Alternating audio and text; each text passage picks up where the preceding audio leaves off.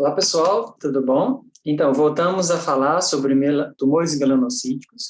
A gente está falando no vídeo passado sobre diagnóstico, e a gente começou a falar da citologia, né, como fazer para aparecer a célula com pigmentos e tudo.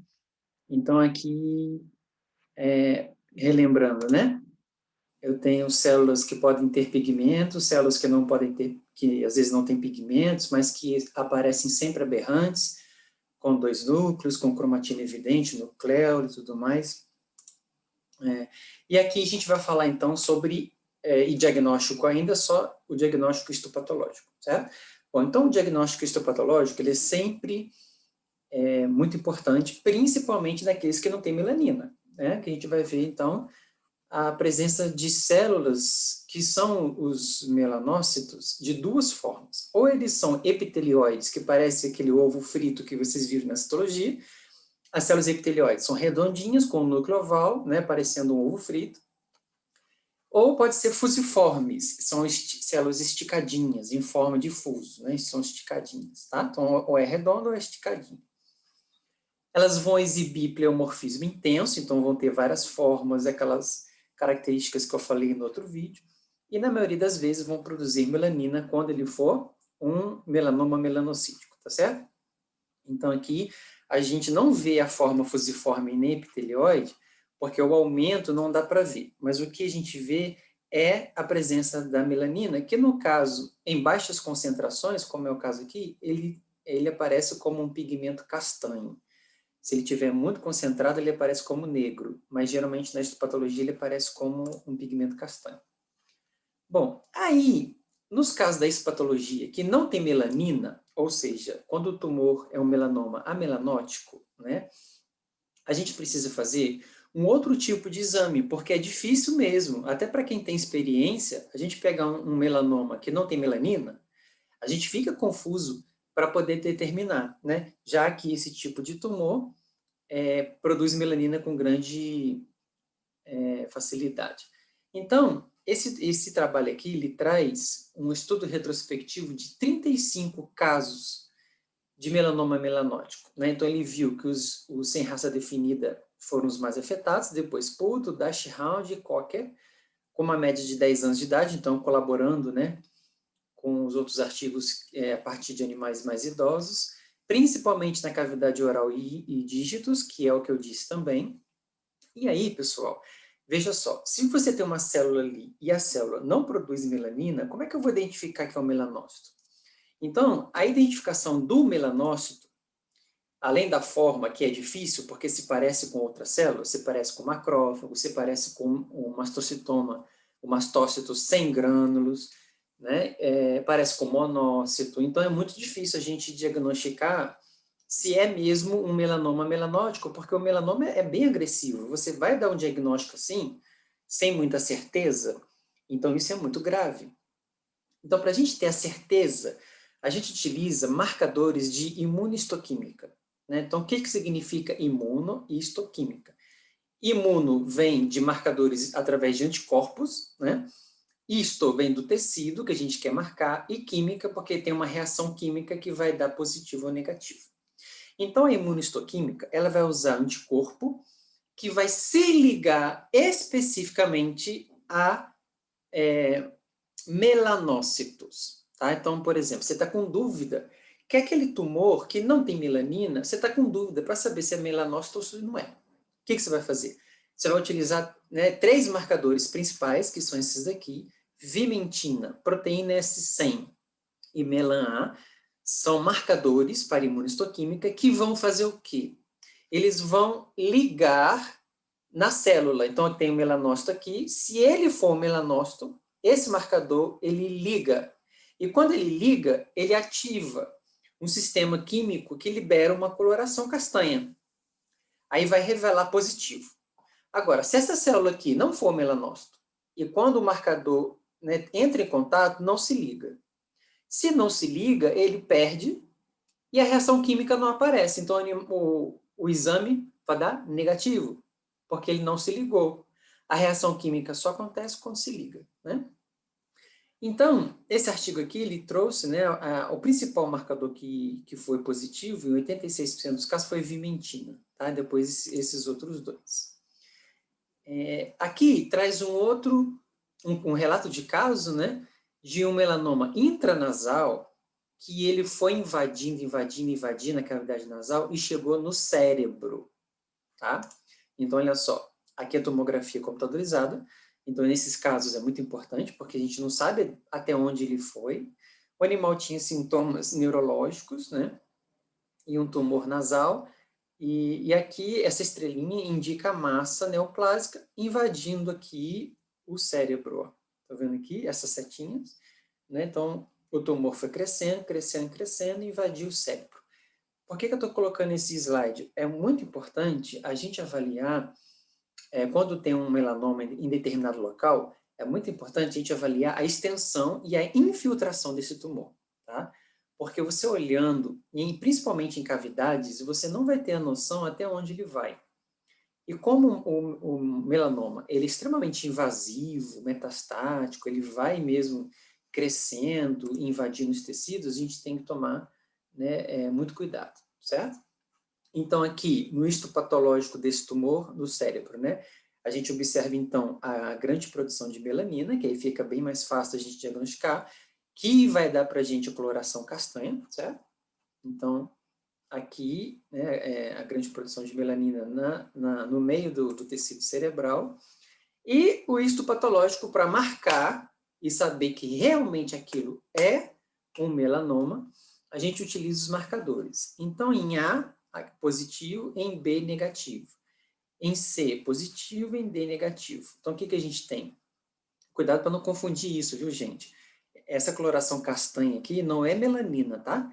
Essa coloração castanha, ele é positivo para melanócitos. É o que dá positivo à imunistoquímica em qualquer tecido.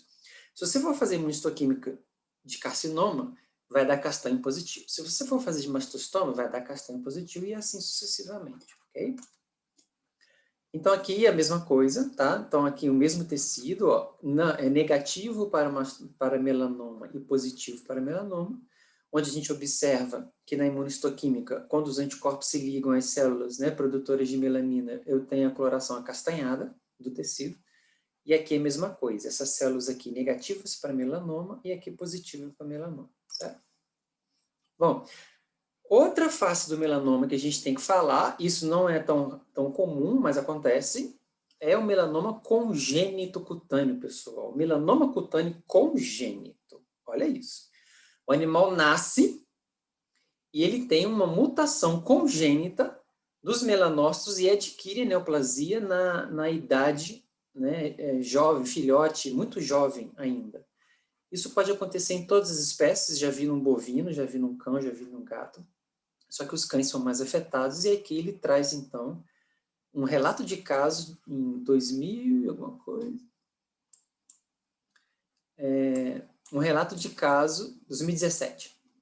Um relato de caso de melanoma congênito, tá?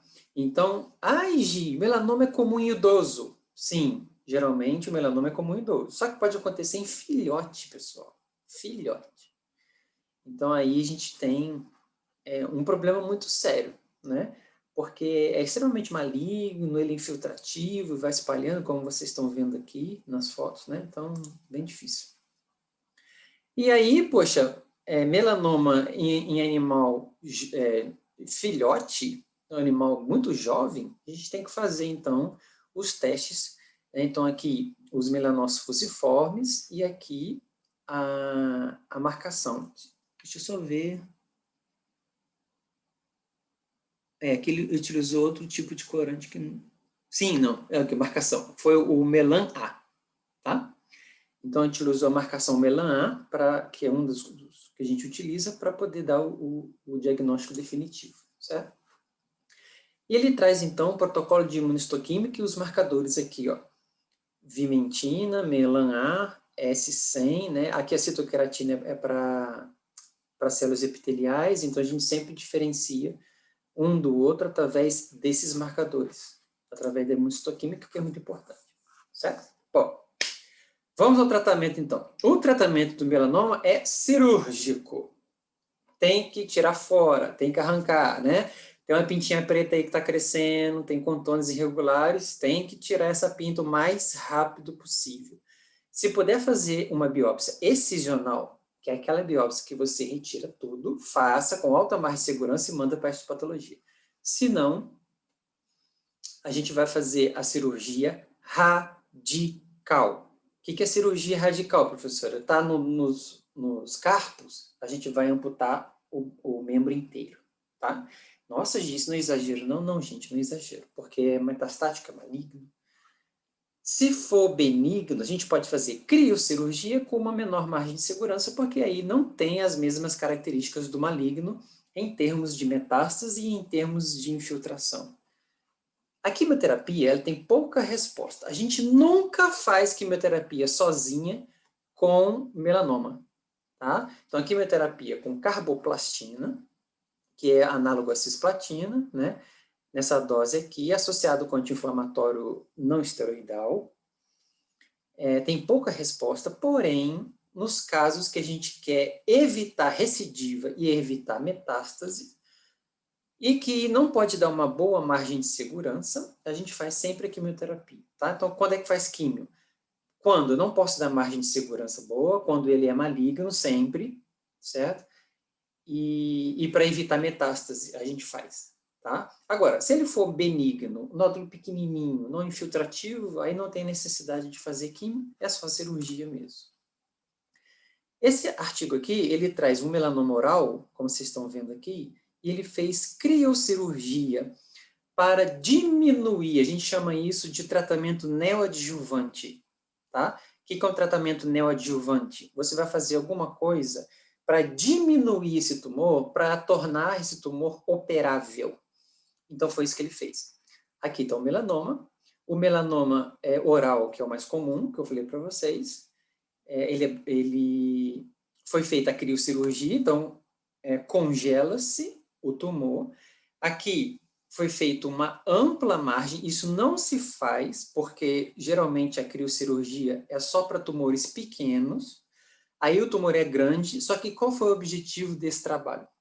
Foi ele fazer uma redução, uma citorredução, uma diminuição do tamanho do tumor para que ele se tornasse operável. Porque daquele jeito que estava lá, teria que arrancar a maxila inteirinha e não ia dar jeito, né? Então, o que ele fez? Ele fez um tratamento neoadjuvante, que significa a gente diminuiu o tumor com alguma técnica, que no caso aqui foi a criocirurgia, e aí o tumor, olha o tamanho que restou, né? Ele vinha até aqui na frente, então tudo isso aqui foi tratado, ficou essa parte aqui. Essa parte aqui vai ser removida cirurgicamente e a chance do animal melhora, ok? Mas a criocirurgia, ela só serve para tumores pequenininhos como tratamento definitivo, principalmente para os benignos, tá? Para o melanocitoma.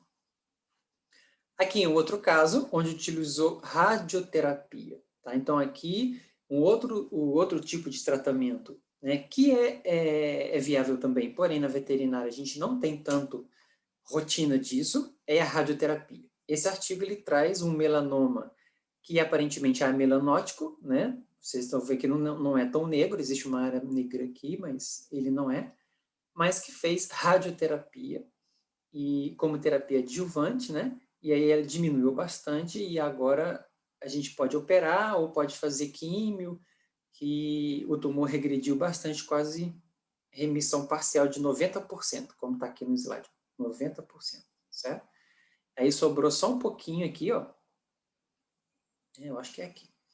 E aí, nesse restante de 10%, a gente faz químio ou faz cirurgia e fica tudo bem, certo? Então, a radioterapia também é importante, como terapia adjuvante, sempre combinada, viu, gente? Então, melanoma é sempre combinada, né? Vários tipos de tratamento.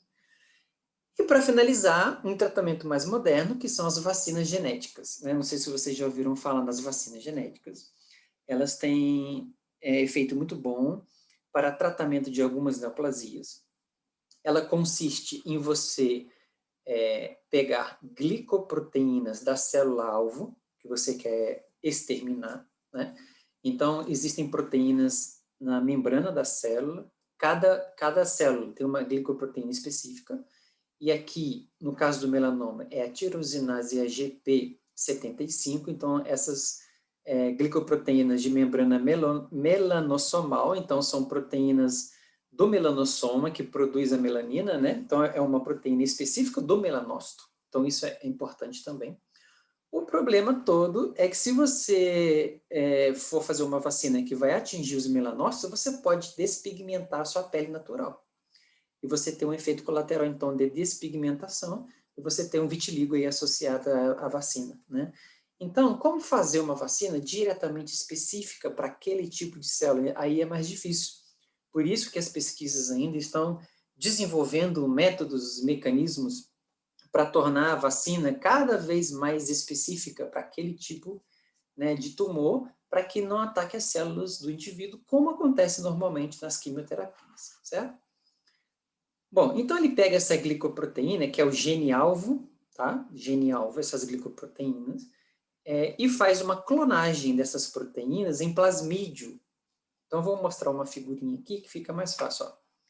Pega o gene que a gente quer, isola esse gene, faz uma clonagem em plasmídio, então ele vai replicar esse gene através do plasmídio bacteriano, né? Então você vai replicar isso, vai purificar, vai extrair somente o que interessa, né? E aí eu tenho a vacina. E essa vacina, quando você aplica no animal, ela ativa o sistema imunológico, e o sistema imunológico agora vai começar a responder especificamente para esse tipo de célula, que no caso aqui é um mutante, né? Um melanócito mutante, tá certo? Então, quando a gente aplica, eu tenho a célula apresentadora de antígeno, que é o macrófago, fagocita esse antígeno, né? Mostra para o linfócito T, através dos receptores, né, MHC2 e o linfócito CD4, vocês estudaram isso na imunologia. E o linfócito T manda mensagem para o linfócito B ativa e começa a produzir anticorpos, certo? E aí se diferencia em plasmócito, né, e começa a produzir anticorpos contra essa célula. Esses anticorpos, eles vão se interagir, né, junto com a célula T de memória, né, e aí eu vou ter, então, a célula natural killer, que vai se ligar ao melanócito, fazendo com que ele morra, porque o antígeno foi identificado, né, na superfície dessa célula como estranho, e eu tenho, então, a involução do tumor. Isso aí eu peguei de uma revista veterinária, pessoal. Essa vacina, como eu disse para vocês, eu não sei, isso vou até tentar pesquisar para vocês, mas eu não sei até que ponto essa vacina está aí no mercado. Eu sei que não está disponível, eu perguntei para algumas pessoas, não está disponível assim ainda, mas existem muitos estudos sobre essa vacina para a gente poder tratar, certo? Não é para prevenir o câncer, não. É para poder tratar mesmo. O animal já tem, você vai fazer essa vacina genética. Ela vai elevar a expressão de antígenos, aumenta o citotóxico, né, é intramuscular, e aí os efeitos adversos são aqueles que eu falei para vocês, que podem atacar células dos melanócitos normais, ok? Então, a gente finaliza, assim, o melanoma, e a gente vai passar para o outro vídeo, que vai ser o sarcoma de aplicação felina, que, como eu comentei para vocês, apesar de não ser tão comum, ele é extremamente maligno, né? E então a gente tem que falar dele porque ele é muito importante, tá? Então até o próximo vídeo. Tchau, tchau.